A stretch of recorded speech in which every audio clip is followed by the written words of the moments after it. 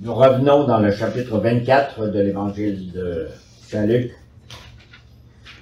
Le texte qui nous intéresse ce matin, il est du verset 1 au verset 12.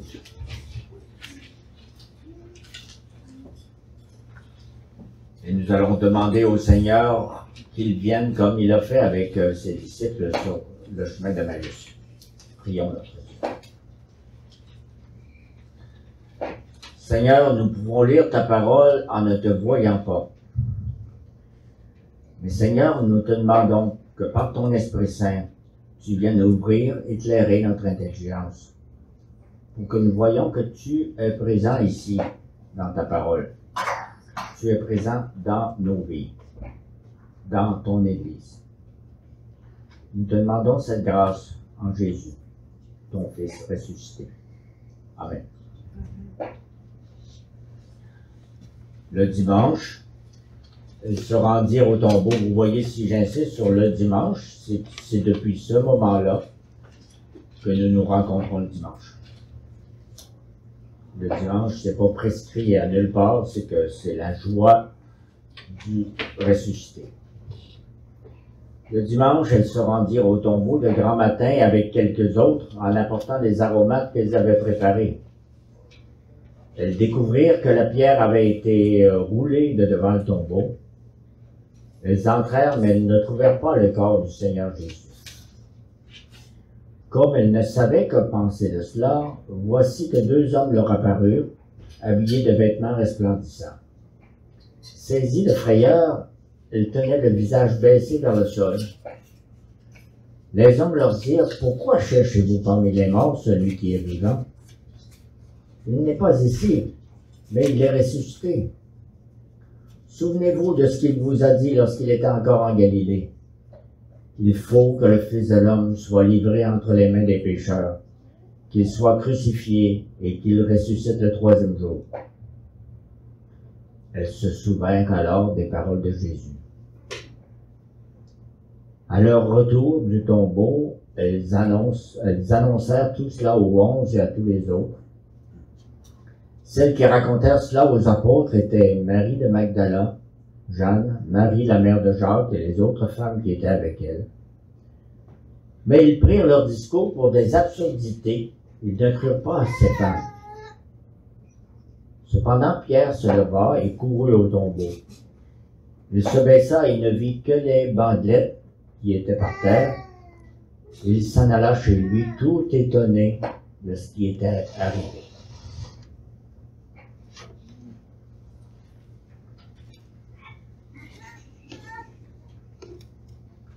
J'ai entendu un présentateur à la télé. Il parlait d'un grand pas en avant dans la recherche contre le cancer. Il expliquait que des scientifiques américains avaient réussi de façon expérimentale à inverser le processus de multiplication d'une cellule cancéreuse.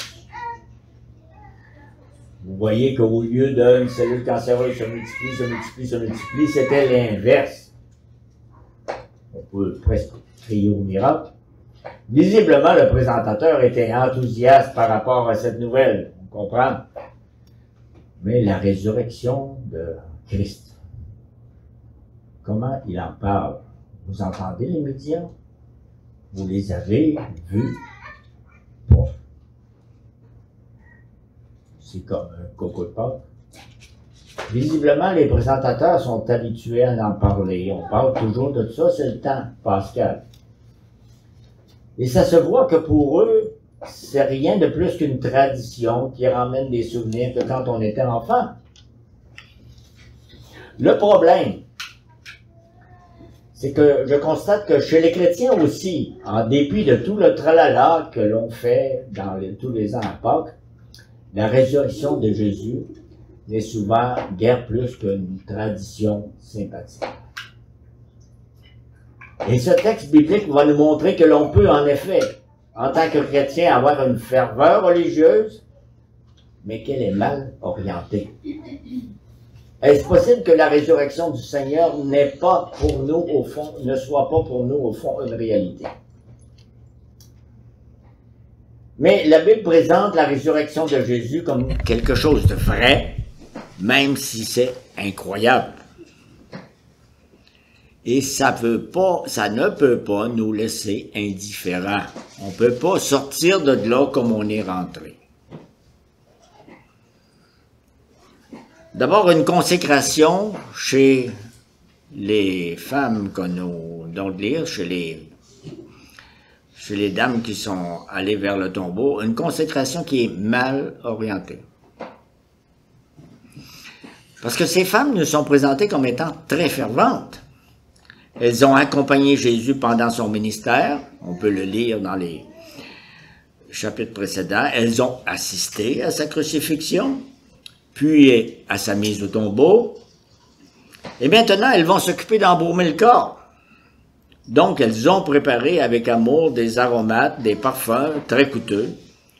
Et dans leur ardeur, elles se lèvent très tôt, dès le premier jour de la semaine, pour se rendre à la tombe. Être les premières à arriver là. Et on peut dire que ces femmes sont très dévouées, ont une dévotion, un zèle exemplaire. Ça, c'est évident. Toutes prêtes qu'elles sont pour accomplir leur service, elles arrivent à la tombe et ne trouvent pas leur Seigneur Jésus. Et là, bien sûr, elles ne comprennent pas, elles sont déboussolées, mais plus que ça, elles sont frustrées. À quoi vont servir tout ce qu'il y a dans leurs mains, dans leur sac, les aromates, les parfums coûteux qu'elles ont préparés avec soin? Leur fidélité au Seigneur Jésus ne leur apporte rien, sinon perplexité, insatisfaction. Probablement qu'elles reviennent du tombeau en boudant en dedans des autres. Elles ont tout donné pour suivre le Seigneur, et voici. Comment ça se fait? La réponse leur est donnée par des messagers qui arrivent en habits resplendissants. Pourquoi cherchez-vous parmi les morts quelqu'un qui est vivant? Hey, c'est très pastoral, hein, cette adresse. Hein? Ils ne reprochent pas aux femmes leur consécration, ni l'objet de leur consécration, mais ils leur reprochent l'orientation de leur conviction. Elles cherchent Jésus au mauvais endroit. Elles cherchent Jésus dans une tombe. Elles cherchent à servir Jésus, mais d'une mauvaise manière, avec des aromates et des parfums pour l'embaumer. Leur consécration ou leur engagement chrétien ou religieux ne risque pas de porter des fruits. Hein? C'est mal orienté. Vous savez, je vais faire une petite application, j'espère que vous allez faire des efforts pour comprendre, parce que c'est pas facile. Vous savez, la relation des chrétiens à Jésus, c'est parfois pas différent des admirations de Michel Louvain, qui est un chanteur que vous connaissez peut-être pas, ou de Félix Leclerc. Vous choisissez un autre, un chanteur célèbre mais décédé, une chanteuse. On peut avoir beaucoup d'estime et d'admiration pour le personnage de Félix, aimer le message de ses textes, tout faire pour promouvoir et diffuser ses enregistrements, apprendre par cœur ses chansons, être fasciné par sa biographie, il y a un centre pour lui sur l'île d'Orléans, apprendre beaucoup de détails concernant sa vie et même célébrer tous les ans l'anniversaire de la naissance et de la mort de Félix. Ça, vous le savez que ça existe, hein? Remplacez Félix par Jésus. Et vous avez une description de ce que c'est la religion chrétienne pour beaucoup de gens. Une grande consécration religieuse, un grand engagement de tout cœur, mais souvent aussi une grande déception. Parce que cette consécration, cet engagement, cette foi ne semble pas donner grand-chose. On va à l'église, on lit la Bible, on dit des prières, on a l'impression que c'est essayer d'attraper du vent. Et ce texte nous fait poser la question, est-ce que c'est possible que nous cherchions le Seigneur au mauvais endroit? Que nous cherchions à le servir d'une mauvaise manière?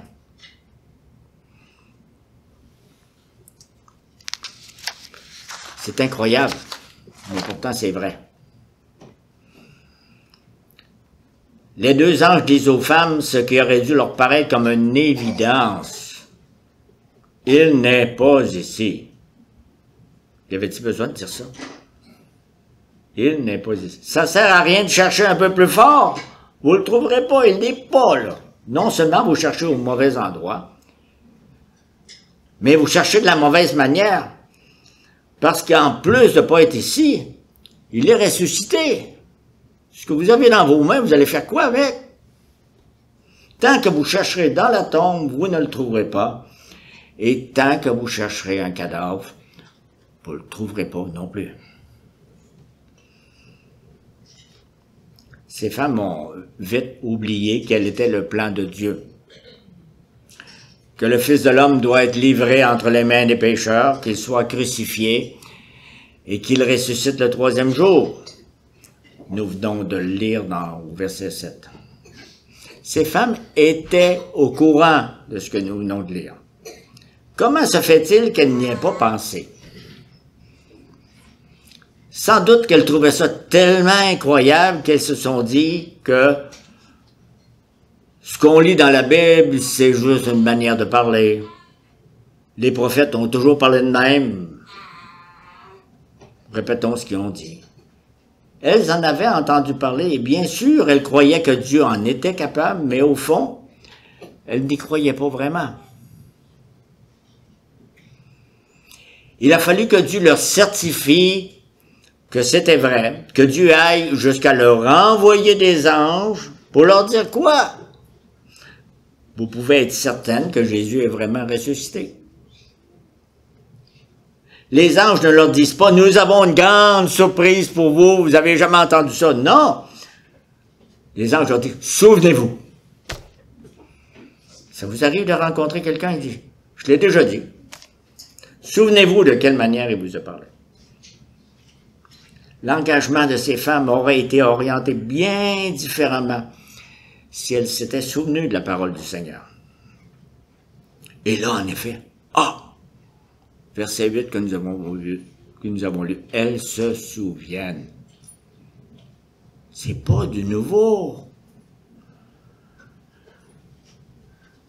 Au moment où ces femmes se souviennent que la résurrection de Jésus était prévue et maintenant accomplie par Dieu, elles oublient complètement leurs aromates et leurs parfums et retournent du tombeau en s'enfuyant. On n'entend plus parler de tout ce qu'ils ont préparé. Elles arrêtent de chercher Jésus au mauvais endroit. Elles arrêtent de chercher de la mauvaise manière. Leur dévotion au Seigneur est comme elle était avant, ils sont très engagés, mais elle est orientée complètement différemment. Pourquoi? Parce qu'elles se souviennent des paroles de Jésus. Elles se souviennent que dans les Écritures, la résurrection de Jésus n'est pas juste une figure de style ou une façon de parler, un symbole ou un autre psaume qu'on apprend par cœur. Non, c'est pas juste une fête traditionnelle qu'on fait dans le temps de Pâques. C'est une réalité. Et il faut s'en souvenir pour que notre consécration, notre culte ne devienne pas mal orienté, vide de sens. Il faut répondre. Troisième point, répondre à la résurrection. Bien sûr, avec une telle nouvelle, les femmes s'empressent d'aller, on l'a lu, tout raconter aux autres, verset 9. Mais on ne les croit pas. Il y a deux termes ici qui expliquent cette réaction au verset 11. Absurdité et femme. C'est une illustration du danger des préjugés. Les apôtres ne sont pas très disposés à croire qu'un mort soit ressuscité et que des anges soient apparus miraculeusement. Mais en plus, cette histoire leur est racontée par des femmes. Il faut se mettre dans le contexte, là. Fantaisie et affabulation. Mais attention aux préjugés, justement. Attention de ne pas se laisser piéger, parce que c'est possible que nous en ayons des préjugés ici. Personne n'est très disposé à croire qu'un mort ait pu ressusciter. On n'est pas venu avec cette croyance. L'incrédulité des apôtres, comme l'incrédulité des femmes au début, c'est normal. L'incrédulité des animateurs de tribunes radiophoniques et des autres influenceurs dans les médias, c'est normal. L'incrédulité de mes voisins, de mes collègues, des membres de ma famille, c'est normal. C'est vrai. Un mort, normalement, ça se lève pas dans sa tombe au milieu du service funèbre. Dans la vie courante, des anges n'apparaissent pas pour me réveiller le matin. Mais c'est pas suffisant pour croire que ça s'est jamais produit.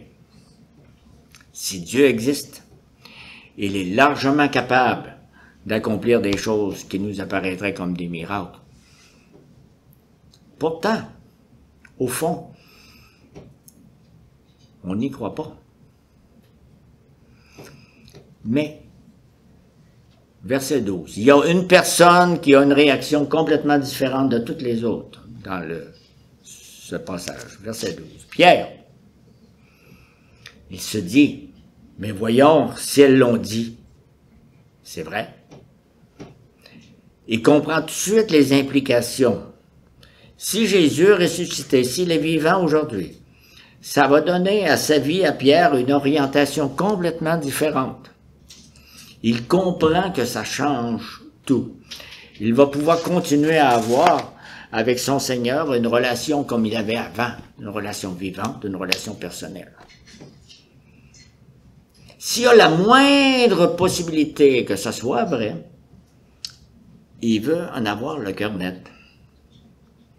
Alors il se lève et court au tombeau sans s'arrêter. Il ne court pas tout à fait dans sa tête de coureur. Je ne pense pas qu'il y ait la même chose qu'il y avait dans la tête des femmes. Il n'y a rien de plus important pour lui.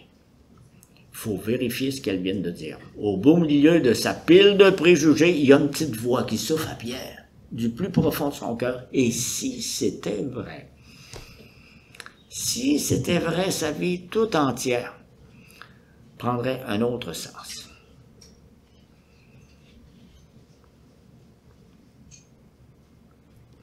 Vous voyez que la résurrection de Jésus dans la Bible s'est présentée comme un événement historique, concret, véritable, qui ne peut pas nous laisser sans réagir. Vous savez que c'est le grand débat, hein? Vous entendez des gens qui disent tout ce que vous avez dans la Bible, c'est des histoires.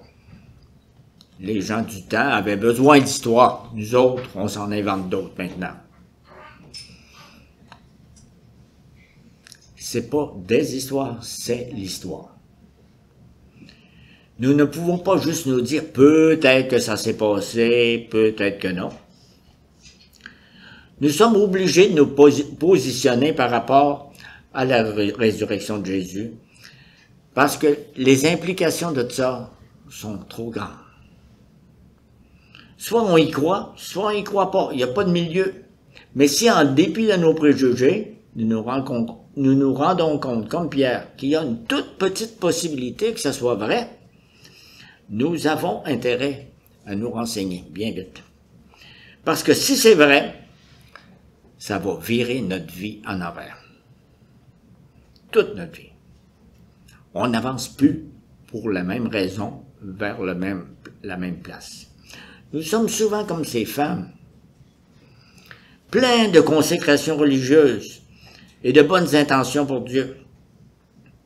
Pourtant, nous restons insatisfaits, perplexes, nos mains pleines d'offrandes, d'aromates, de parfums, ne servent plus à rien. Parce que la résurrection de Jésus n'est pas vraiment, au fond, une réalité dans notre vie. Parfois, dans notre vie chrétienne, on pourrait remplacer Jésus par Félix Leclerc ou par Napoléon, et ça ne changerait pas grand-chose. Pourquoi? Parce que si nous ne nous souvenons pas de ce qui est unique à Jésus, vous savez, sa résurrection, mais si nous nous souvenons que la résurrection de Jésus est une réalité concrète, prévue par Dieu, accompli par Dieu, nous comprendrons que nous ne pouvons pas trouver Jésus en le cherchant parmi les morts, en empruntant chaque année le chemin de la passion, nu-pieds et en se flagellant. On ne peut pas essayer de répéter Jésus. Non, nous ne le trouverons pas seulement, nous le trouverons seulement à travers une relation vivante, une relation personnelle avec lui. C'est pas en répétant sa croix. C'est pas en lisant l'Évangile et en disant on va faire comme lui. Premièrement, bonne chance. Vous ne vous rendrez pas au dernier chapitre. Sortir de la tombe. C'est uniquement à partir d'une relation personnelle et vivante avec le Seigneur ressuscité que notre consécration religieuse va être bien orientée et fructueuse